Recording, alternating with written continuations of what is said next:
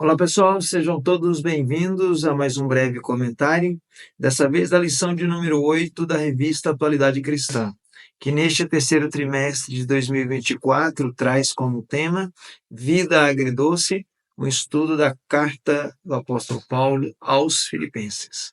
O comentarista da revista é o pastor Ario Inácio Silva Freitas, eu sou Fábio Fernandes. Vem comigo nesse resumão.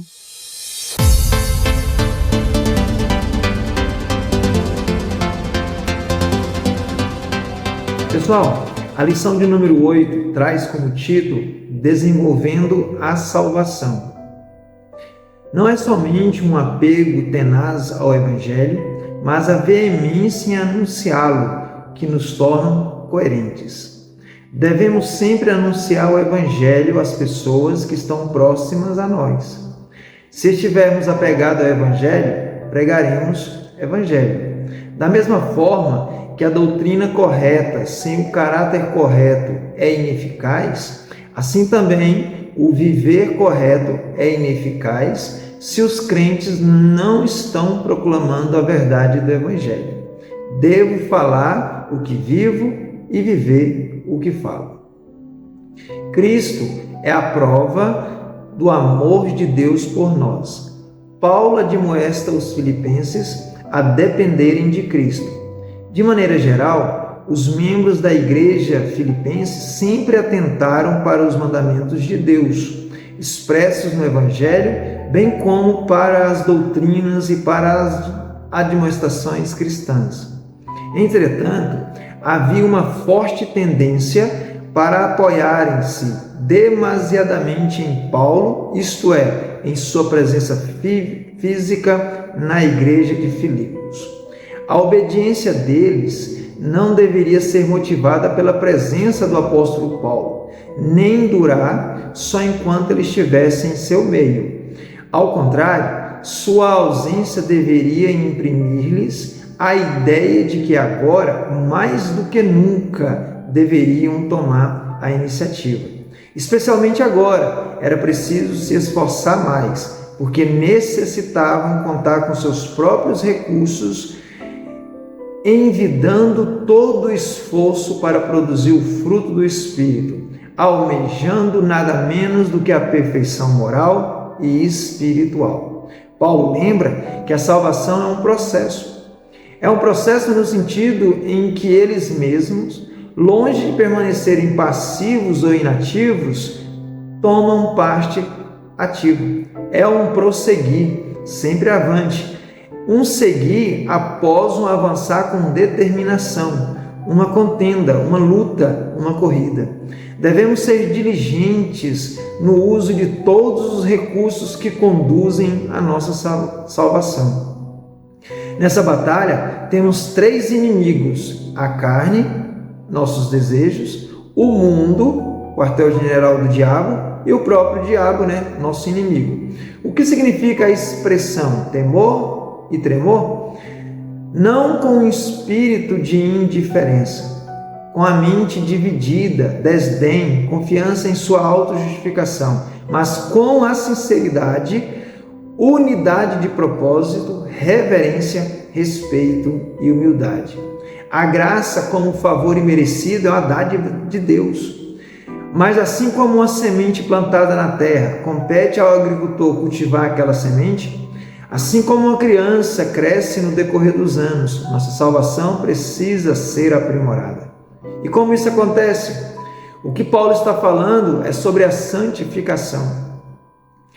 Nós somos mais santos na medida em que buscamos a Deus em oração, na leitura da palavra, nas consagrações, nos jejuns, quando passamos tempo em meditação e ouvindo boas pregações.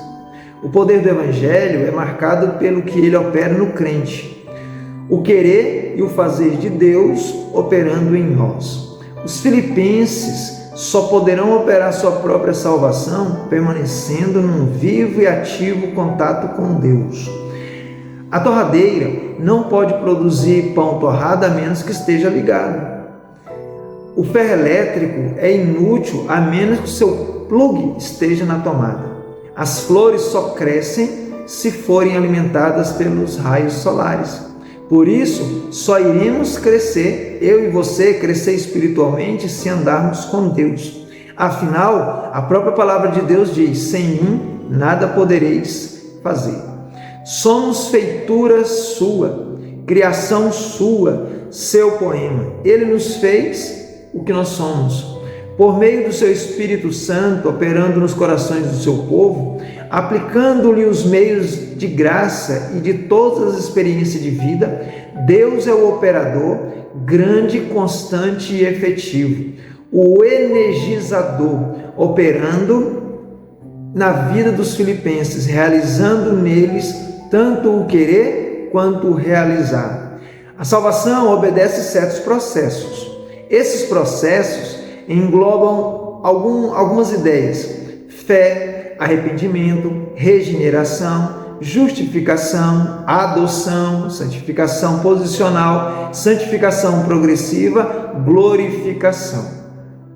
Deus nos salva não porque somos bonzinhos, nós não somos.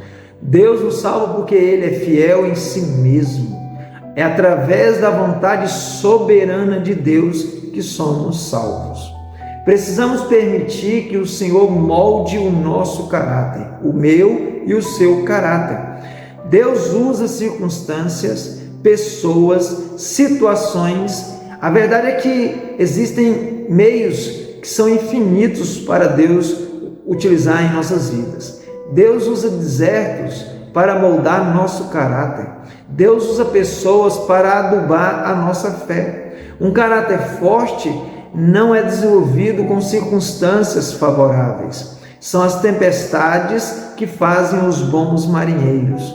Não basta obedecer ao Senhor, precisamos fazer isso com a inclinação correta.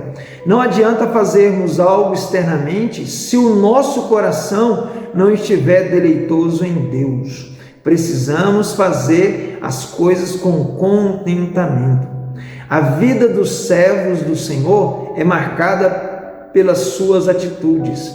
O crente é luz de Deus brilhando nas trevas. O povo que Deus levantou para si não honrou a vocação que recebeu do Senhor. Agora a missão de revelar o caráter de Deus compete à igreja. Nisto mostramos nosso amor a Deus, quando obedecemos aos mandamentos dele. Como as estrelas iluminam o firmamento, assim os crentes, os cristãos, iluminam os corações e vida dos homens. Vivemos em meio a uma geração corrompida e perversa. As duas características dessa geração, segundo o apóstolo Paulo, são corrompida e perversa, desviada. Os perversos são moralmente deformados e chegaram a essa terrível condição por terem tomado direções diferentes do reto caminho do Senhor, o único caminho que leva à salvação. São espiritualmente pervertidas e desfiguradas essas pessoas que se desviaram dos caminhos do Senhor. O crente e a atitude sacrificial. A oferta de libação era um sacrifício ordenado por Deus, que era derramado em frente ou sobre o animal em chamas. O vinho derramado evaporava, o vapor subia e o cheiro agradava ao Senhor. Isso simbolizava que a oferta foi aceita e chegou até Deus. Essa mistura de vinho com mel e água, ou só vinho puro, era derramada sobre o sacrifício depois de morto. O derramamento do sangue de Paulo é motivo de alegria para ele, sempre que seja considerado como uma libação que coroará a oferenda sacrificial apresentada pelos filipenses. É sua fé em ação se manifestando no meio de perseguição e prova. O crente em Cristo Jesus deve demonstrar coerência em seu viver. É a fé que, confessada, orada e pregada, mas não é praticada, é uma fé falsa. Assim como uma esponja que se torna parte daquilo que ela recebeu, devemos ser nós. Quando Cristo tabernacula em nós, Ele está em nós e nós estamos nele. Isso evidencia um alto grau de envolvimento do apóstolo Paulo com o seu ministério. Ele se preocupa mais com a salvação e santificação dos filipenses do que com a sua própria liberdade, reputação ou qualquer riqueza, porque ele sabe que esse povo será a sua alegria lá na eternidade. Mesmo que sua vida esteja fora do que você sempre planejou, você pode se alegrar com o caráter santo de Deus, sua bondade ilimitada, sua maravilhosa graça, sua providência abundante. Ainda que morramos ou tudo dê errado, sabemos que nossa vida é o mais belo serviço que podemos dar a Deus. Nossa vida deve ser um canal para fluir na vida do próximo. Pois bem, pessoal, quero agradecer por ter assistido até aqui esse breve comentário da lição de número 8. Também quero deixar o convite para você participar conosco da Escola Bíblica Dominical, das 9 às 11 horas, na Igreja Evangélica Assembleia de Deus, pastoreada pelo pastor Joel Moreno. Nós estamos localizados na QR 118 Lote A, ao lado do quartel do Corpo de Bombeiro de Santa Maria, Distrito Federal. Um forte abraço a todos vocês, fiquem com Deus, Deus abençoe a todos.